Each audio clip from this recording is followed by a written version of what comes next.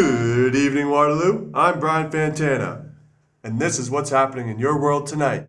We take you to the University of Waterloo, where a group of bright, young, and strikingly handsome students are entering uncharted waters in automotive technology.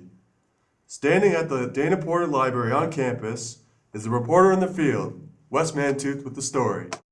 Thanks, Brian. I'm on scene at the University of Waterloo, where a team of students are working on the internationally organized LEGOEcoCAR project. The LEGOEcoCAR project, sponsored by GM and the Canadian American federal governments, involves 16 universities across North America, challenged to develop and market an alternative fuel vehicle. We've got Chip Williams here, one of the engineers working on the University of Waterloo Alternative Fuels team. Chip, what is so special about this car you've got here? Well, it all starts under the hood. Instead of a standard combustion engine, this car has a fuel cell stack which allows this car to run on hydrogen instead of greasy old fossil fuels. Shown here is a typical hydrogen refueling station. What you see is a renewable energy source, the solar panel, which generates electricity. This allows us to extract the hydrogen molecules from the water. The hydrogen is then pumped into our EcoCar, where it passes through the membrane of the fuel cell, splitting into protons and electrons. The electrons must pass through an electrical circuit where they create usable energy to drive the motor. On the other end of the fuel cell, the leftover protons combine with oxygen to form water and heat, the only emission of our vehicle. Whoa, so you're saying no harmful pollutants like carbon dioxide? Yes, that's correct.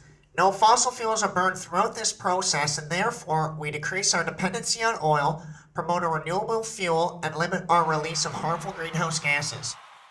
So you mean no more of that sticky black stuff, eh? Where can I get myself one of these sweet rides? I'm glad you asked, Wes. While these vehicles aren't currently available, we have a team of environment and business students working on the marketing strategies and outreach for the car so that it may become a reality in the near future. Chip, thanks so much for your time. Brian, isn't this a great story? You know what, Wes? It really is. I hear you had a chance to meet the environment and business team. That I did, Brian, and without further ado, let's meet these fine young chaps. Brent McLean, Director of Consumer and Public Outreach. Paul Novoselsky, Director of Media Outreach. Tom Posterad, Director of Social Media Outreach.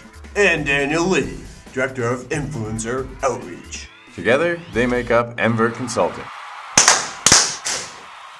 Stellar. Back to you, Brian. Thanks, Wes. We caught up with the team to hear the important research questions they're attempting to answer. What drives government to support new technology? How do government tools increase demand for environmental technologies? What makes a good environmental story? How do people respond to environmental news reports? How can social media be employed to assist in the launch of new technology? Where does social media lie in a marketing plan? How much do consumers know about hydrogen fuel? What do people value in their vehicle purchase decisions? Simply amazing. After the break, a Jedi fights a bear? Here's a sneak peek. A descendant of Vader, I see. The force is strong with this one. On guard. Whoa! Ah! Ah, my arm! Ah!